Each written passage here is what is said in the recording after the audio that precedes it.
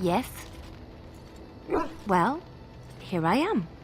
Of course I do. I love stories far too much to keep them to myself. Everyone should be able to benefit from them, I think. Chantry lore says it is man's pride that created the Darkspawn. In ages past, the mages of the Tevinder Imperium ruled much of the world we know. In their pride, they thought their magics invincible and imagined that they were greater than the Maker himself. So thinking, they invaded his golden city, planning to take it for themselves and depose their own creator. But they were impure and full of sin. And it is with the sin that they tainted the golden city, corrupting it forever. The Maker cursed them and cast them from his sight. Wherever they went, they spread the taint of their sin.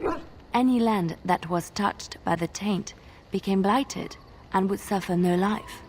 Instead, the Darkspawn arose to torment us and remind us of our hubris. Of course, Orlesians enjoy telling stories. I shall tell you my favorite tale of Aveline, the Knight of Olay. A long time ago, a girl child was born to a farmer. He had hoped for a son, not a daughter, and so he told his wife to abandon the child in the woods. Before the cold could claim her, the baby was found by a tribe of Dalish elves who took pity on the poor mewling thing and raised her as their own. Aveline, for that is what they called her, grew strong and quick and clever under the guidance of the elves. She learned to wield the sword as well as any man, could kill a deer with an arrow at 100 paces, and was as graceful on the back of a horse as she was on foot. Many legends have familiar forms and themes. We enjoy them so because we know them. Aveline's Dalish guardians saw that she could easily best any Orlesian chevalier in battle, and wanted to show the cruel humans the child they had left to die. They bestowed upon her a fine horse and armor, and sent her to prove herself to her people in the grand tourney. Now in those days, no woman was allowed to take up arms, let alone compete in the grand tourney, but Aveline kept her helmet on and was not discovered. Aveline won many events and gained the approval of the adoring crowd. Eventually, she came face to face with the knight Kaleva in the grand melee. Aveline had already bested him in the joust, and Kaleva was determined not to lose a second time. Out of desperation to regain his honor, Kaleva tripped Aveline and tossed her to the ground, ripping off her helmet as he did so. Silence fell upon the arena as Aveline was revealed. Kaleva declared the previous competitions invalid. A woman had taken part, and this was not allowed. But the crowd cheered for Aveline. Kaleva was furious, for he had lost to a woman and was now being shamed. Blinded by his rage, he forced Aveline to her knees. "Know your place, woman," cried he, and slit her throat. The son of the king, Prince Freyan, was present. He recognized Aveline's skill and bravery and began to see the injustice done to the women in his land. When he was made king, he rewrote the laws of Olay so that women could also become chevalier. He honored Aveline and knighted her after her death. And to this day, any female who is knighted reveres Aveline the Brave, for she is the patron of all women chevalier. I know one, told to me by my mother a long time ago. It always chilled me to the bone. Maybe you have heard of Flemeth? Are you sure? Was she the Flemeth of legend? Flemeth, the devourer of men? Flemeth, mother of witches? Flemeth, demon-touched, who dwells in the mists?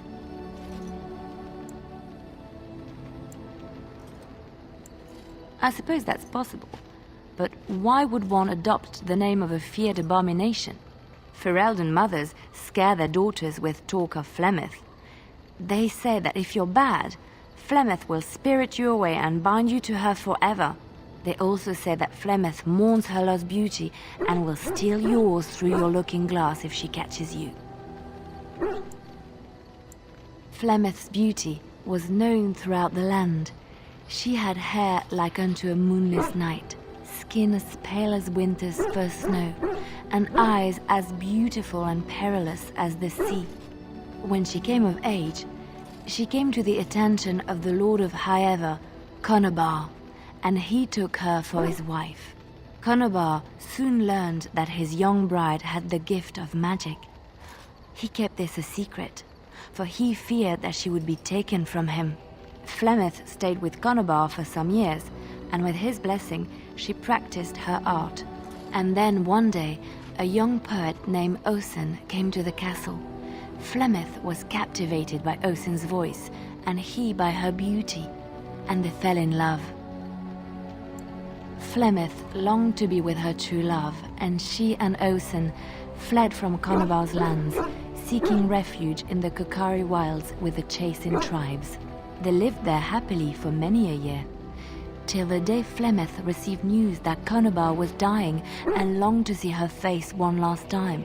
Flemeth's heart swelled with pity for the man who once was her husband, and begged Osen to return to Conobar's side with her.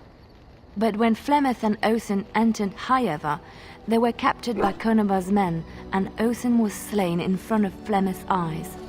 Flemeth was imprisoned in the highest tower of the castle, there to await Conobar's judgment on her. Distraught at the loss of her love, Flemeth plotted revenge against her husband. She summoned a fey demon, intending for it to wreak vengeance on Conobar. But a spell went awry. The demon possessed Flemeth. Turning her into an abomination, the halls of the castle ran red with blood as Flemeth slaughtered Conobar and all his men. The last of Flemeth's humanity melted away, and at dawn, she stole back to the wilds to plot and scheme for 100 years.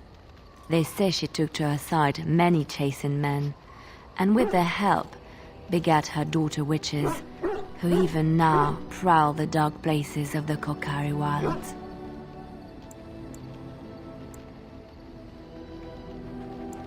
Which one?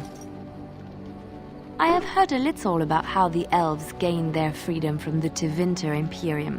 When Andraste began her exalted march against the Imperium, the elves joined her cause to fight their masters. The great elven leader, Shatan, born in captivity, rose up to lead his people. He foresaw a future where the elves were free.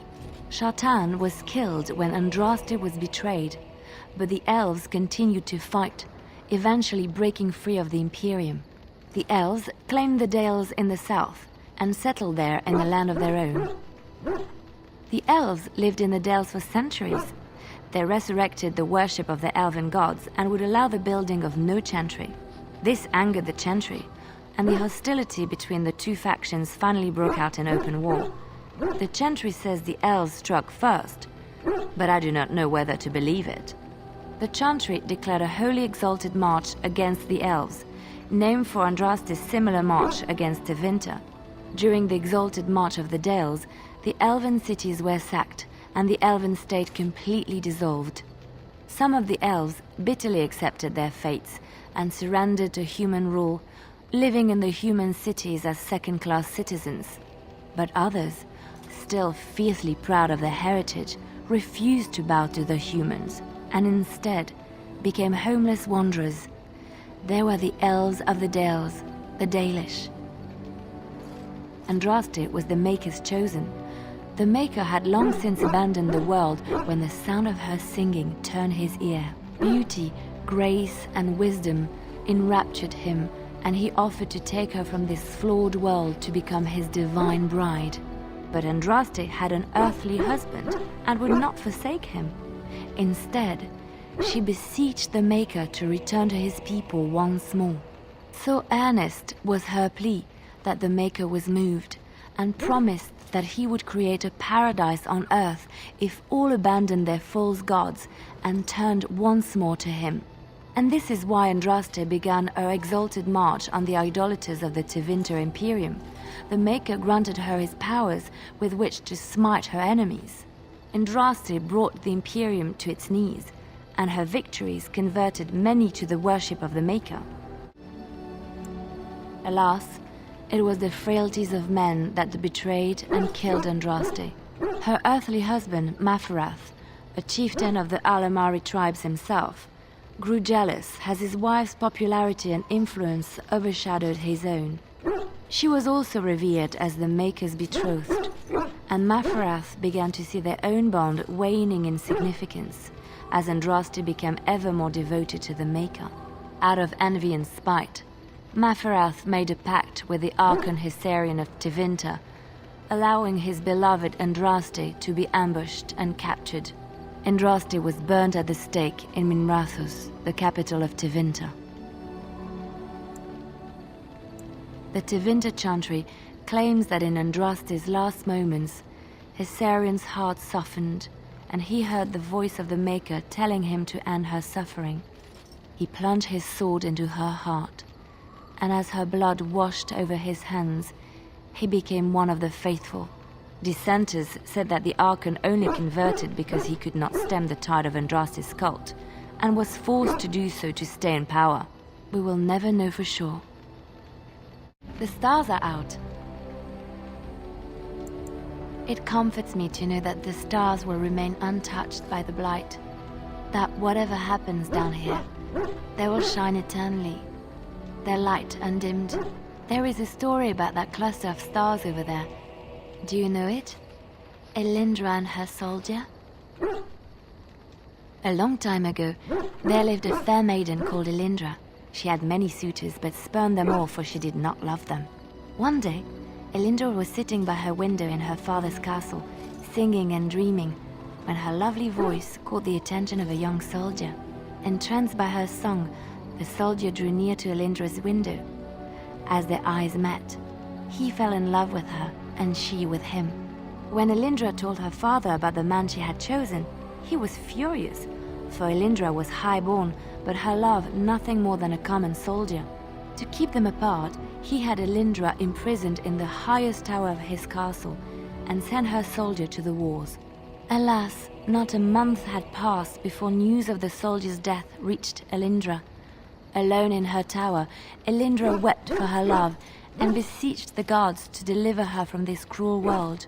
So earnest was her plea that the gods themselves were moved. They gathered Elindra into their arms and lifted her high into the heavens, where she became a star. The gods also raised up the soul of Elindra's soldier love, and there he dwells, across the horizon from her. The band of stars between them is a river of Elindra's tears, cried for her lost love. They say that when Elindra has cried enough, she will be able to cross the river to be reunited with her soldier. This story is one of my favorites, a tale of a love so great and so enduring that it defies death and moves the gods to action. Sometimes I ask myself, does such a love exist? Can it exist? I never expected you to say that. It is a pleasant surprise. Of course not. It will be our secret. I have to say there is a certain severity to you. Finding a person behind that all is nice. Maybe you should let your softer side show more often. Sometimes following your heart, not your head, leads you to remarkable places.